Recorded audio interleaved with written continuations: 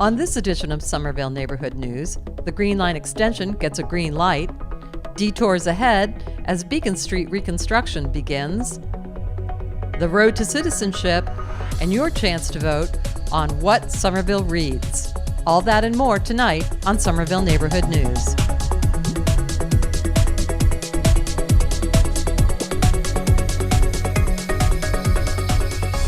Hello and welcome to Somerville Neighborhood News. I'm Melanie Morris, and today is Tuesday, May 17th, 2016. Green Line extension supporters are breathing a little easier this week. On May 9th, the interim project team, led by former Big Dig engineer Jack Wright, presented its scaled-down version of the over-budget project. The team spent the last 4 months trying to find $1 billion in savings. They didn't make it all the way, but they got close enough for the Massachusetts Department of Transportation and the MBTA Fiscal and Management Control Board to give the revised project a guarded green light. Our news director, Heather Avison, reports. It was standing room only in the Mass Department of Transportation's largest conference room as the DOT Board and the MBTA Fiscal and Management Control Board met on May 9th. The meeting began with city and state officials, as well as more than 50 residents expressing their continued support for the project. Then it was up to interim project director Jack Wright to present the final numbers for the scaled-down project. The key to the redesign obviously was to reduce the cost, bring it back as close as possible to the original full funding grant agreement.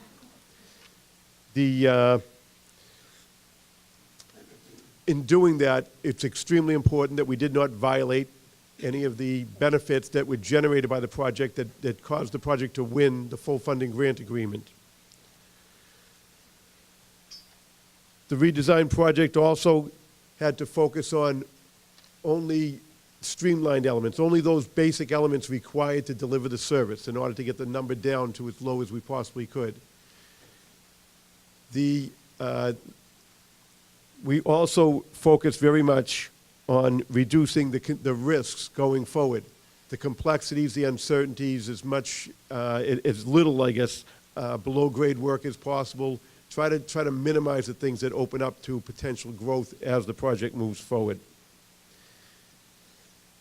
And also, very importantly, because the external parties have been asked and have indicated that they are going to support the project, are willing to support the project, that the project only contain elements that service this, so that the parts of the project cannot serve the greater system. They're really designed to serve the Green Line extension itself.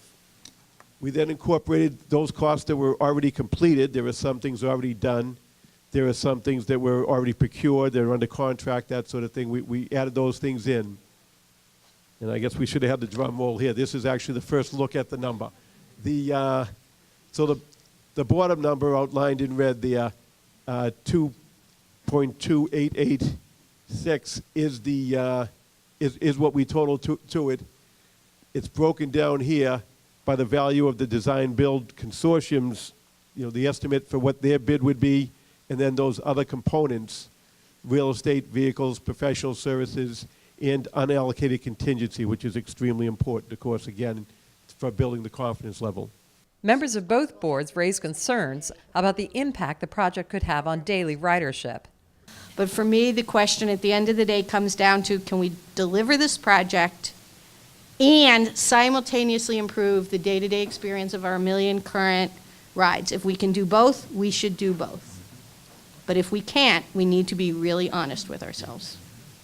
I feel that we should vote to move forward on the project. Contingent. It's going to be contingent upon FTA approval. It's going to be contingent upon Risk assessment. if we had an abundance of cash, we still don't have the staff. That's a challenge. We have to figure out how to overcome.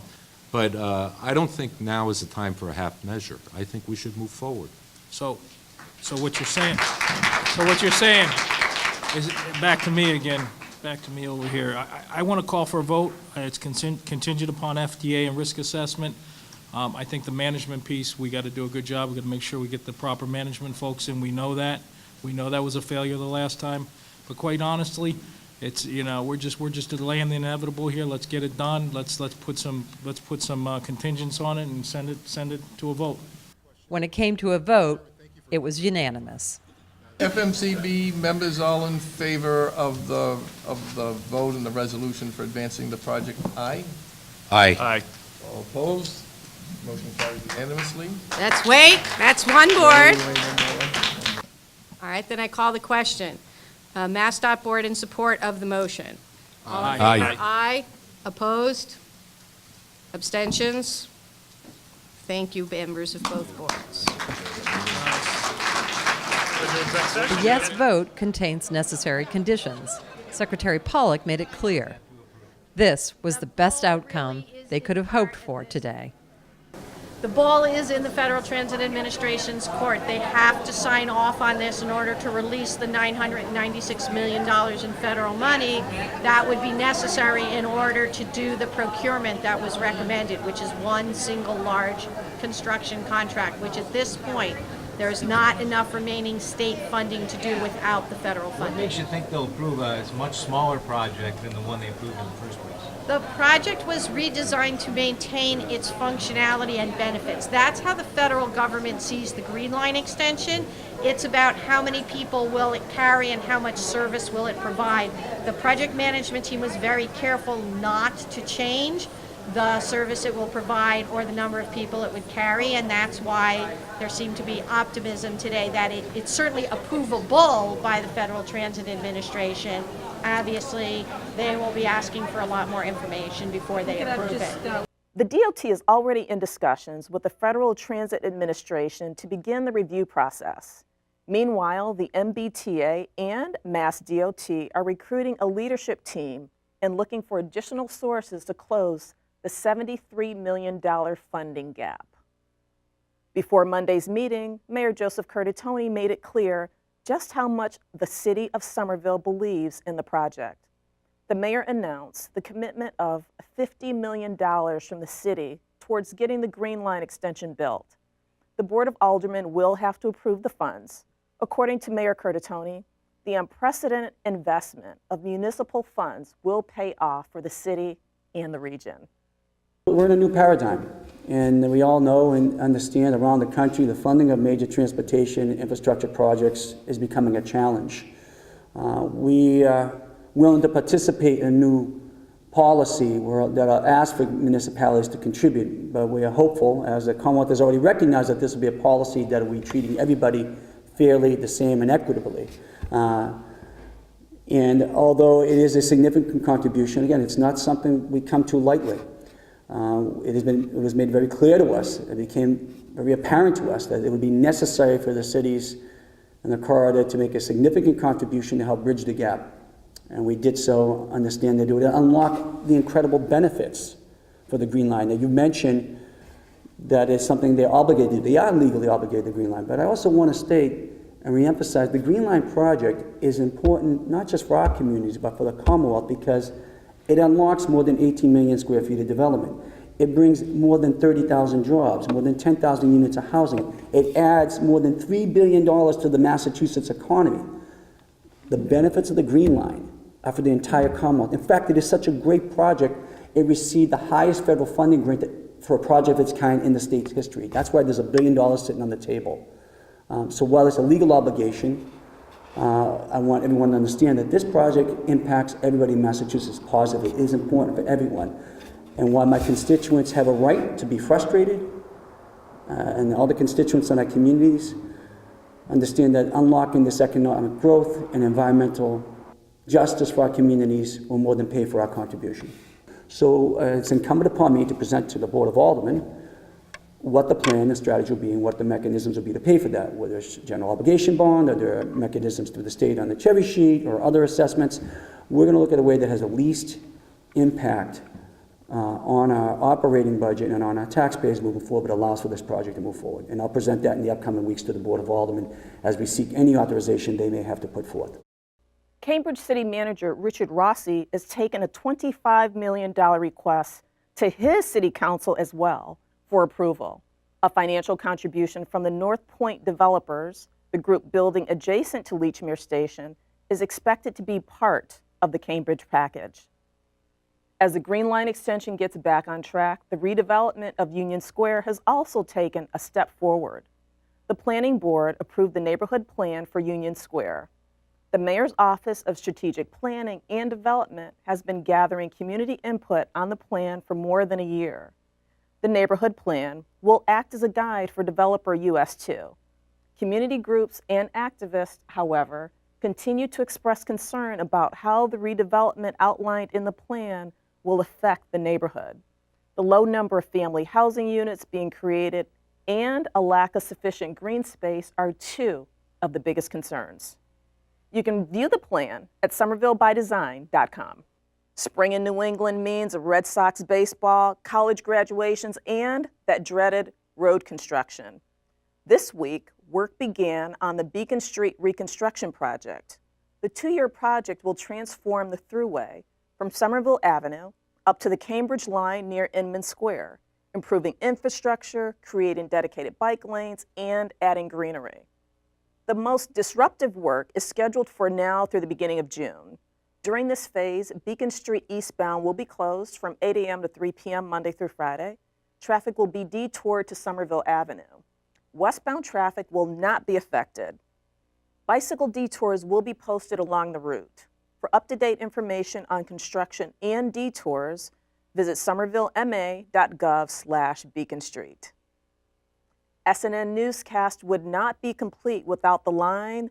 Now, let's see what's happening this week at the Somerville Journal with editor Dan Atkinson. But tonight, we wish Dan well as he takes up the City Hall beat for the Boston Herald. He will be missed. We are happy to welcome reporter Danielle McLean to tell us what's happening at the Somerville Journal this week.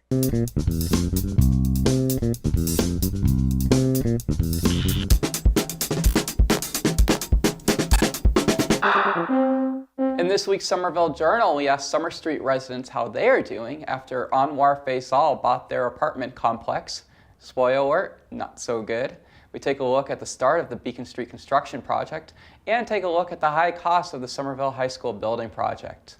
You can visit us at somerville.wickedlocal.com or contact me at 617-629-3391 or at dmclean@wickedlocal.com. Next, leaving your native land, family, and friends behind to begin again in America is a difficult journey. Somerville embraces those from around the world who have come to build a better life. The Welcome Project has begun a citizenship course that helps immigrants take the next step in adopting their new home.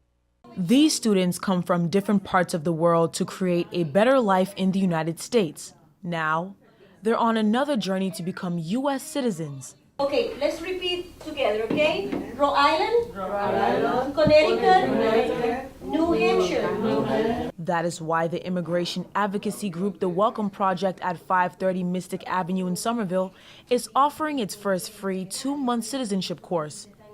It's an important step for residents like Cruz Pablo, who left his native country of Guatemala 5 years ago for better job opportunities. It's good for me, but I'm longer now because I'm speaking English. It's a little bit for my job.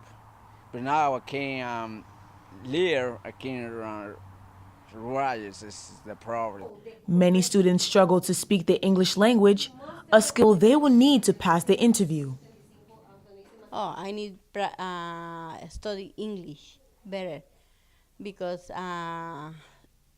you don't do nothing if you understand or you don't have the writing for communicate with others. So right now, because election time is coming, it's really quick. So if you guys learn basic English, all the stuff that we're giving you, this is exactly the results. Course instructor Daisy Raria says teaching gives confidence to her students whose dreams are to be fully integrated into the community. It's a great feeling, and I think that this is the reason why I'm doing this, and I was volunteering for 1 year to teach the citizenship classes because of the excitement that I can see in the new American citizens when they grab that paper and become American citizen, and to see them in the ceremony is speechless to describe it. Each week, Raria prepares the students for the questions in the civics test, but she teaches much more than geography and history. She helps students understand the citizenship application process. So a lot of people are here as a refugee, they never went to the school. So for us who are teaching citizenship class, we don't only have to teach citizenship history, but we also have to teach them basic English so they can pass the test. The Welcome Project is one of many immigrant advocacy groups encouraging immigrants to apply for citizenship. Every year, about 20,000 immigrants are naturalized in Massachusetts. Somerville is among the top 10 cities in Massachusetts with foreign-born residents at 26.8%. Every program is crucial to serving this growing population. The biggest thing that we see people who want to become citizens talk about is that they want to be able to vote and they want to be able to feel like they're finally fully an American citizen. Matthew Jose is the project manager at Project Citizenship in Boston. Every month, the organization runs clinics that provide eligibility screenings, application assistance, and legal referrals. Jose says the citizenship process takes about 6 months and advises anyone who hopes to participate in the November elections to get started now. So once you're eligible for citizenship, what you need to first do is fill out a 21-page application form. It's called the Form N-400 that has a lot of information about your background and your history, and there's a bunch of yes or no questions about your past and your immigration history. And once you've filed your application, the next thing you need to do is go to a biometrics appointment. That's a fingerprint appointment. And what they'll do is do a federal background check based on your fingerprints.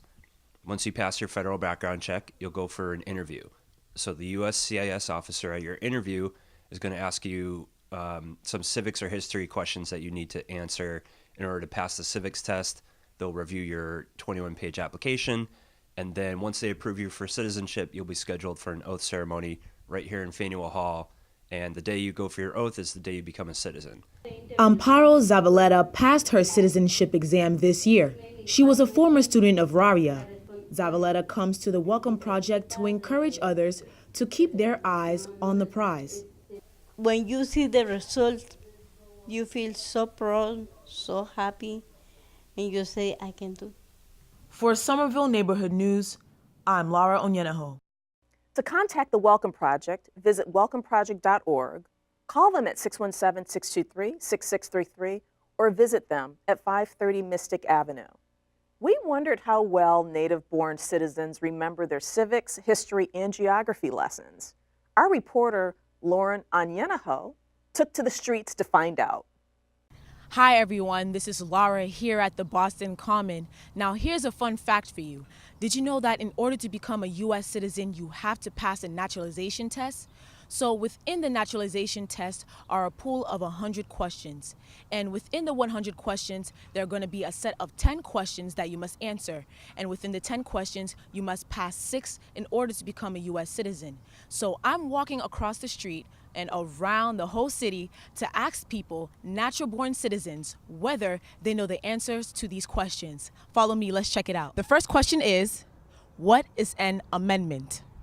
It is a list of stuff that our country should abide by, but apparently we don't. An amendment is a law that is set in place for us to abide by, but has to be voted upon. An amendment is something that modifies an original document. Name 2 branches of government. Republican and Democrat? Democrat and Republicans. The executive and judicial. Who is in charge of the executive branch? The executives? Obama. The executive branch, wouldn't that be the president? How many U.S. senators are there in the United States? A lot. 8? Oh, I want to say there's 100. There are 100 senators in the United States. Who is the current Speaker of the House of Representatives? Can I get a hint? Regular Lifeline.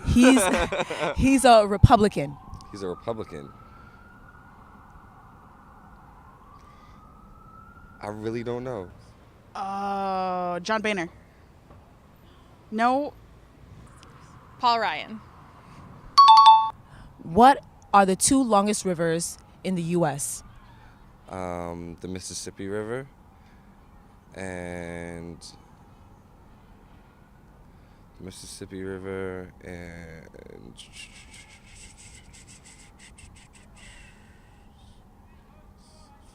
it's in New Orleans. I don't know. No, I don't know. The Mississippi.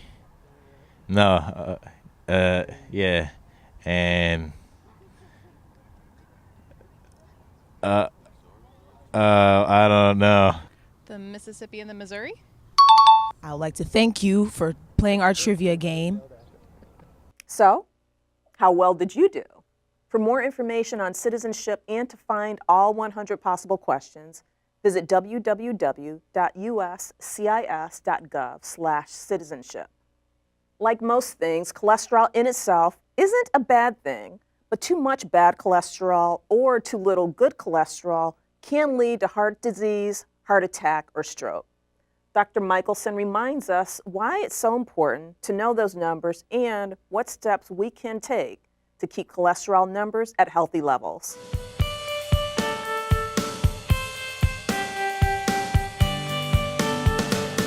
Dr. Ira Michaelson for the Somerville Neighborhood News. I want to talk to you today about cholesterol. Everybody should know their cholesterol, especially if you're age 50 or above. You should get it done at least once a year. Why is this so important? This fatty substance is correlated with a lot of different diseases that affect America today. Not only does cholesterol correlate with heart disease, but also with stroke. And these diseases are taking a terrific toll on us. We lose almost 1 million people a year to heart disease. Have your doctor do a cholesterol panel, find out what your number is. If it's elevated, the doctor is going to ask you to do two things. One is that you'll probably be asked to take medication. This is important to reduce your risk right away. The other thing that's important is to ask the doctor what you can do to lower your risk through lifestyle modification. This also refers to changes in your diet. There are certain things that you should try to get rid of altogether, namely trans fats, and also you want to greatly reduce the amount of saturated fat in the diet. How often have I heard, well, I tried with the diet, but nothing happened? You want to really have a good look at the diet. You want to stay away from the trans fats. You want to stay away from the saturated fats, from the creams, from the butters, from the cheese, from our friend eggs, and then you can get that cholesterol number down. More importantly, you'll reduce your risk. You'll feel healthier. You'll live a whole lot longer. So know what your cholesterol is. Go to your doctor. Find out what it is. Get on a statin if you have to. Make some changes in your diet. For the Somerville Neighborhood News, Dr. Ira Michaelson, thank you. You can watch Dr. Michaelson on Taking Back Your Health Thursdays at 7 p.m. on Channel 3 or anytime on SCATTVSomerville.org. The Somerville Library is kicking off its 7th annual Somerville Reads program, and they're looking for your input on the one book Somerville residents should read, share, and discuss together this year. Reference librarians Rhoda Algarton and Marita Coombs introduce us to the 6 candidates for this year's Somerville Reads book. We have a variety of different titles. We have a graphic novel for the first time, which is a memoir. We have some nonfiction books, and we have some fiction as well. So our first book that we're thinking about is Assassination Vacation by Sarah Vowell. And the synopsis of this is, what do you get when a woman who's obsessed with death and U.S. history goes on vacation? This wacky, weirdly enthralling exploration of the first 3 presidential assassinations. Vowell, a contributing editor or contributor to NPR's This American Life and the voice of teenage superhero Violet Parr in The Incredibles, takes readers on a pilgrimage of sorts to the sites and monuments that pay homage to Lincoln, Garfield, and McKinley, visiting everything from grave sites and simple plaques like the one in Buffalo that marks the place where McKinley was shot, to places like the National Museum of Health and Medicine, where fragments of Lincoln's skull are on display. So the next book that we picked is actually a young adult book. It's called I'll Give You the Sun by Jan D. Nelson, a resplendent novel from the author of The Sky is Everywhere. Fraternal twins and burgeoning artists Jude and Noah are inseparable until puberty hits, and they find themselves competing for boys, a spot at an exclusive art school, and their parents' affections.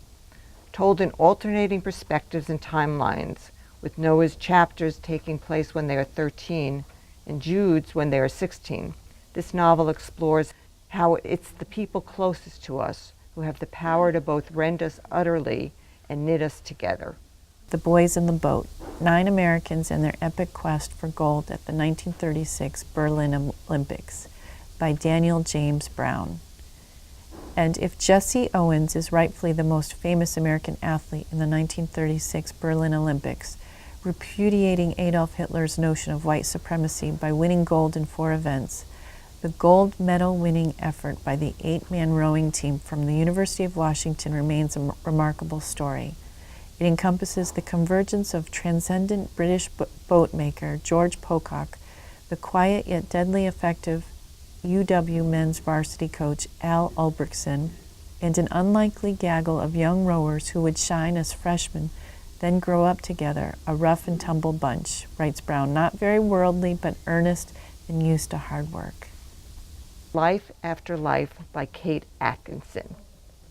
In a radical departure from her Jackson Brody mystery series, Atkinson delivers a widely inventive novel about Ursula Todd, born in 1910 and doomed to die and be reborn over and over again. She drowns, falls off a roof, and is beaten to death by an abusive husband, but is always reborn back into the same loving family, sometimes with the knowledge that allows her to escape past poor decisions, sometimes not. Alternately, mournful and celebratory, deeply empathic and scathingly funny, Atkinson is working at the very top of her game, an audacious, thought-provoking novel from one of our most talented writers. Can't we talk about something more pleasant, a memoir, by Roz Chast. New Yorker cartoonist Chast, who's written The Theories of Everything, had vaguely thought that the end came in 3 stages: feeling unwell, growing weaker over a month or so in bed, and dying one night. But when her parents passed, 90, she learned that the middle stage was a lot more painful, humiliating, long-lasting, complicated, and hideously expensive. Then she imagined. Chast's scratchy art turns out perfectly suited for capturing the surreal realities of the death process. In quirky color cartoons, handwritten text, photos, and her mother's poems, she documents the unpleasant yet sometimes hilarious circle of human doom. The last book is The Witches, Salem, 1692 by Stacy Schiff. In 1692, the Massachusetts Bay Colony executed 5 women, 5 men, and 2 dogs for witchcraft. The ensuing terror cut a wide swathe through the colony, affecting residents of all ages and educational backgrounds. Pulitzer Prize-winning historian Schiff chronicles the surrounding events, painting a vivid portrait of a homogeneous, close-knit network of communities, rapidly devolving into irrational paranoia.